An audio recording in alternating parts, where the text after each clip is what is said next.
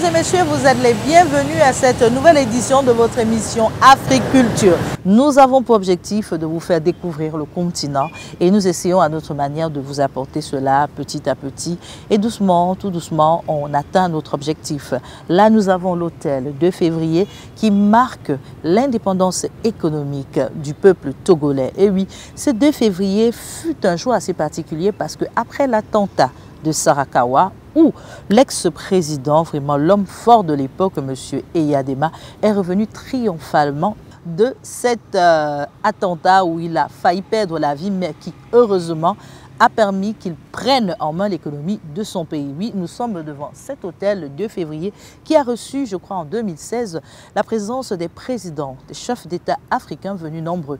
Nous aurons encore comme ça plein à vous proposer, rien qu'avec cet espace où nous nous trouvons à Lomé. Sans plus tarder, je vous propose d'abord de regarder la plume de cette semaine. Qu'est-ce qu'il propose? Qu'est-ce qu'elle voudrait qu'on comprenne? Regardez cet élément et retrouvez-moi juste après. Je vous rappelle l'adresse, c'est juste en bas de votre écran.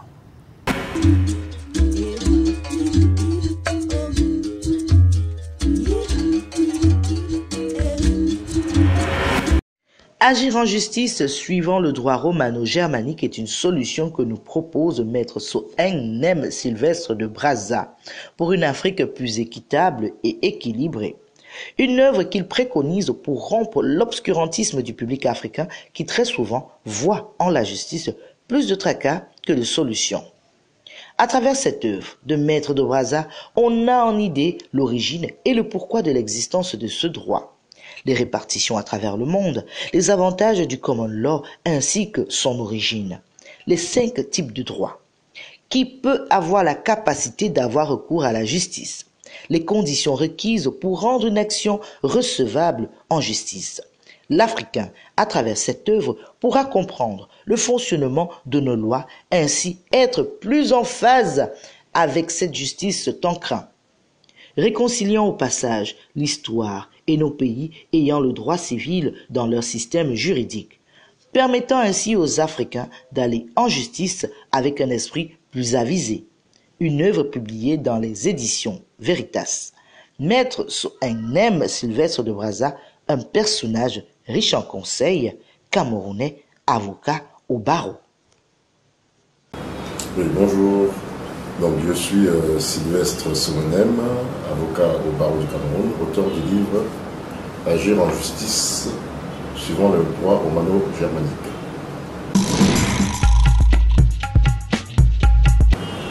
Je vous enseigne les bases de notre droit, les fondamentaux, si je puis le dire ainsi. Donc là-dedans, vous comprendrez un peu comment fonctionne notre système juridique et je dirais même judiciaire, puisque vous avez la pratique judiciaire à l'intérieur.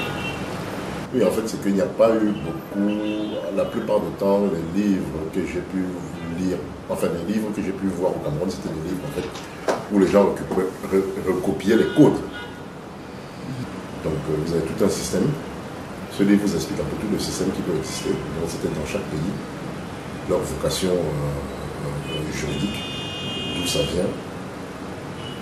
Donc on vous explique qu'il y a des emprunts de plusieurs systèmes donc, qui peuvent aller dans un pays. Il y a des groupes de pays qui sont mis ensemble pour former un même système. Donc tout ça est expliqué dans ce livre. Bien entendu, puisque vous allez voir que nous avons dans notre système, il y a le droit traditionnel aussi qui compte beaucoup. Comme on dit, nous n'avons pas inventé le fil à couper du beurre, donc on est obligé d'associer d'autres systèmes pour pouvoir créer un système qui est propre à notre culture. Donc c'est un peu ça. Donc dans ce livre, vous allez voir, tout est expliqué à l'intérieur. Donc celui qui prendra ce livre va vite comprendre. Je ne peux pas rentrer dans les... Donc, je ne peux pas déjà parler de tout ce qu'il y a dans le livre, puisqu'il faut s'en procurer pour pouvoir comprendre beaucoup de choses. Un message, c'est le message qu'on dira toujours. Donc, vous savez, sortir un livre, ce n'est pas facile, c'est beaucoup de travail. Il faut travailler. Donc, ce n'est que par là qu'on puisse s'en sortir. Donc, moi, j'ai fait un livre dans mon domaine, qui est le droit. Donc, je ne dis pas à tout le monde de devenir auteur, mais qu'ils sachent que derrière la réussite, il y a beaucoup de travail. Et oui, vous avez eu cette hauteur. Voilà, vous vous demandez où est-ce qu'on se trouve actuellement. Nous sommes à Lomé. Après le 2 février, nous avons ce monument que nous vous proposons de découvrir. Oui, ça semble un peu l'homme fort, quoi. C'est important de le préciser, c'est la place de l'indépendance de Lomé. C'est en 1960, oui, comme beaucoup d'autres pays africains, que le Togo, sous Sylvanus Olympius, voilà, c'était le premier président après l'indépendance du pays qui a proclamé et qui a mis sur pied cette œuvre qui devait rappeler aux Africains qu'on a acquis la liberté. Je ne sais pas, c'est l'haltérophilie ou c'était quoi, non mais bon, le monument il est assez sympathique, assez intéressant et il rappelle que l'homme africain, c'est quelqu'un qui se bat, c'est quelqu'un qui doit toujours s'imposer et c'est une fierté pour nous aujourd'hui de vous en parler. Donc sans plus tarder, regardez, savourez l'image, on va passer à un autre élément et on vous garantit ce n'est pas tout.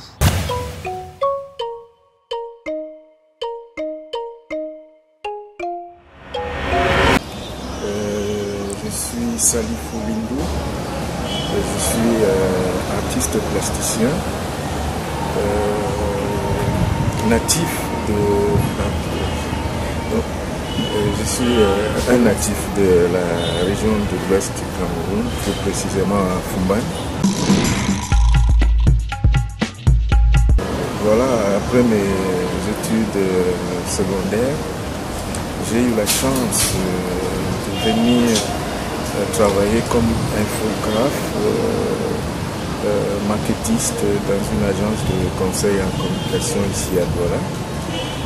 Et donc, parallèlement à ça, étant passionné de l'art, de la peinture, du dessin, je faisais, après le travail, je continuais à peindre, à dessiner, comme toujours. Et mon rêve, c'était un jour de devenir un artiste professionnel. Je traite des sujets de conflits sociaux, j'essaie de m'exprimer là-dessus et au moyen de supports plastiques. Ça peut être de la peinture, du dessin, de la sculpture. Je fais aussi des installations, parfois des performances. Et donc j'ai exposé, j'ai fait ma première exposition ici, justement à Douala en 1995. Et c'était une exposition productive, c'est vraiment une exposition qui m'a permis de me faire connaître. Par la suite, je suis allé travailler toujours comme infographe. Je vais souligner d'ailleurs que j'ai travaillé longtemps comme maquettiste infographe dans des agences de conseil en communication pour gagner ma vie. Parce qu'à l'époque, c'était pas vraiment évident de vivre de sa peinture uniquement. Et puis je continue à fréquenter l'Institut Goethe qui est vraiment le mieux indiqué pour vraiment rencontrer des artistes, voir des expositions. Et c'est en ce moment-là que je renoue contact avec le directeur du Goethe Institut et qui tout le temps me demande à voir mon travail. Je n'avais pas un atelier conséquent et je me suis battu pour trouver un espace. Je suis vraiment très fier, très heureux de pouvoir faire pour la 3e fois une exposition individuelle à l'espace Douala intitulée Living Together. C'est en anglais, j'aime bien le titre en anglais parce que ça résonne bien. C'est très proche souvent de ce qu'on pense. J'aime bien travailler sur des sujets d'actualité parce que je pense que c'est le rôle de l'artiste d'essayer de s'exprimer sur des problématiques de son temps. Et donc l'exposition, je suis en train de travailler là-dessus. Il faut s'intéresser à l'actualité, au sujet, aux problématiques de notre société. Je pense qu'il faut s'intéresser, se documenter aussi beaucoup, beaucoup lire, beaucoup se cultiver, être curieux. C'est très important aussi. Voilà, nous sommes devant le palais de congrès qui peut être aussi appelé le palais du peuple parce que nous pensons que c'est une histoire qui est importante à rappeler. Cet endroit particulièrement avait la particularité de recevoir le premier parti politique et ça se faisait que c'était juste ce parti qui s'y retrouvait. Mais avec la venue de l'indépendance, avec le retour du respect des droits de l'homme, on va le dire, on a décidé d'instaurer ce palais de congrès pour que tout le monde puisse venir faire des événements, découvrir, partager. Et oui, c'est ça le palais de congrès. Et vous avez vu, ça bouge beaucoup ici parce que c'est l'endroit administratif, c'est où beaucoup de gens viennent découvrir la beauté de ce peuple. Oui, au Togo, nous avons ce local que vous devez absolument vérifier, voir à quoi ça ressemble. C'est assez intéressant. Donc, regardez cet élément, savourez ce que nous vous proposons. C'est Africulture, l'adresse est en bas. Vous voulez qu'on soit avec vous, vous voulez qu'on parle de votre histoire, c'est très simple. Vous nous suivez et vous nous contactez. Nous sommes à votre disposition pour parler culture et rien que de culture.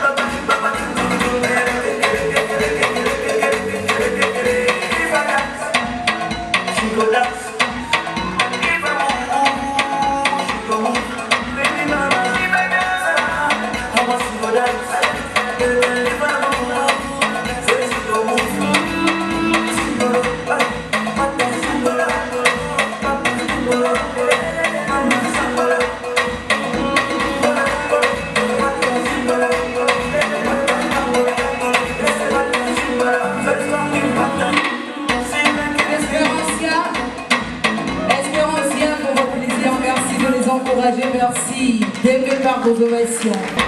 Et ça, c'est la parade de fin